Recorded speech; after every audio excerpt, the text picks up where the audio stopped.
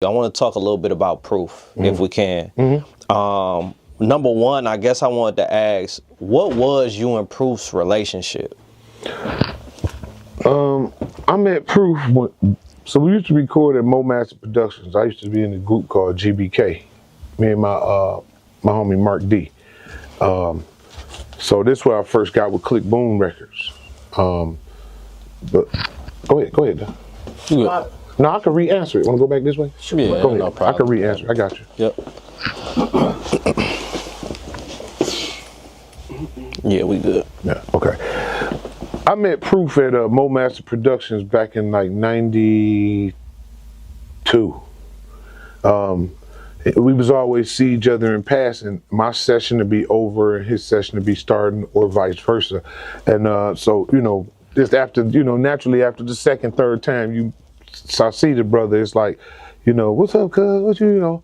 Listen to some of his music, and I know he was more, you know, what would I call it? Backpack type. You know, that was more his thing. Was more the East Coast style of, you know, hip hop. Yeah. And my shit was more like gangster raw funk, more like West Coast Parliament funkadelic type shit.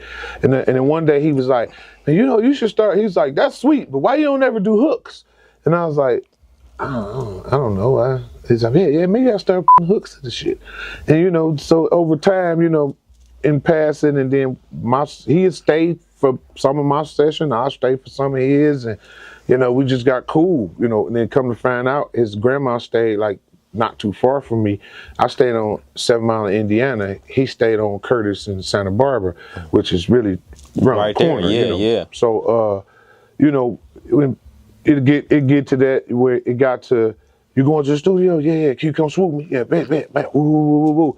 And you know, over time we just got close and cool. Then when I did when I got out of prison in '95, I did the Goon Squad album, and he's on the cover. You know, he didn't do no music on that, but this was my dog. Yeah. Like this, I felt like some of the music on that album was.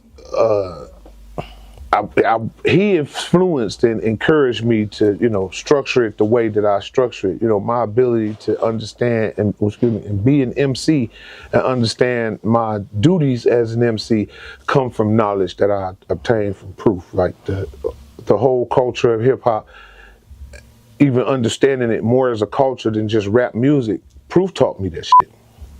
So I mean, I'm street, you know. Yeah, bricks. But we just rapping because that's the we do. But I got my plugs is sending me to the studio.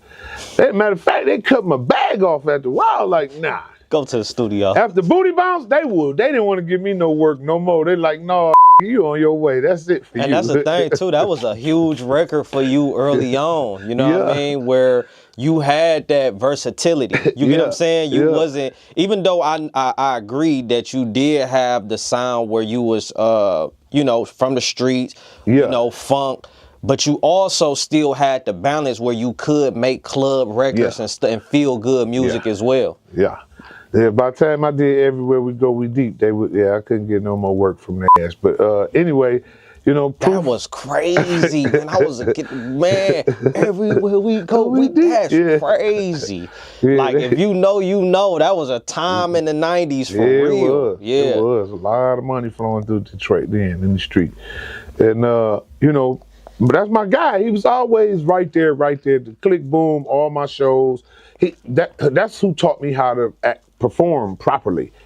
Proof gave me that info and intel, like, yo, you know, you gotta walk, you gotta go from side to side, and you gotta get the audience involved, you gotta have audience participation, and you gotta, you know, he like, but he just taught me so much, you know what I mean? And our friendship was, you know, culturally based, and then, you know, after over time, it's like, that's my little homie. Yeah. Nah, if you with him, it's a problem. Us, you know, and we Goon Squad, you know what I mean? We was stretched all over 7 Mile, 6 Mile, Puritan, the East Side. If you can, how did that even form? Like as youngsters, like how did that even come about? Like how did the name come about? Was y'all just in the basement, or was y'all like how did that come about? When I when I was younger, I grew up with like Mark D was my rap partner. That and as young people, we had a dispute over rap music, and the people I grew up with from the Sandbox turned on me due to me recording music by myself. Young, a little stupid, jealous. So, so we had it out. So it left me it was to that point where it was like, now I had to reach out to my family. And when my family come, next to kin, you know what I mean? So it's once you make that phone call to Big Sweets, it's like, yeah, we done pushed that red button. That's nuclear. Yeah, we done pushed the red button. It was like, don't push the red button. Don't Mikey know about the red button? Don't push the red button, dog. No, Mikey told me a story over there. Don't push the red button. He said that red button is why he was hiding from you early on. Don't push that red button, goddammit. So, proof was right there. When Drake signed Marshall, Proof introduced me to Eminem at a show he had with Proof had a group called Phi Ella. So he asked me, can you pick me up? Never liked to drive ever. He wouldn't even buy a car when he could 1,000 times.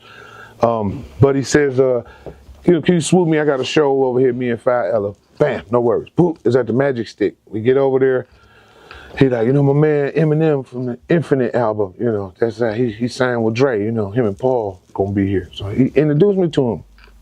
And I said, them some mean looking ass white boys. But me and M was talking and he's like, yo man, I like the beats on this, that, and the other. I'm like, okay man, when I get back I gotta go on this little tour. I had to Birmingham, Nashville, and some stuff up there, Montgomery. I said, when I come back, I'm gonna make a beat tape. There was no using email beats then. I'm gonna go to the studio and make a beat tape and get him some beats. When I got back, he was gone. But, me and Proof, that's my man. And Proof is who taught Eminem a lot of stuff too. So parallel, he teaching Marshall and teaching me, and he was like a teacher. You know what I mean? The guy was he always full of information. And he was just like, yeah, I loved him. That was my guy.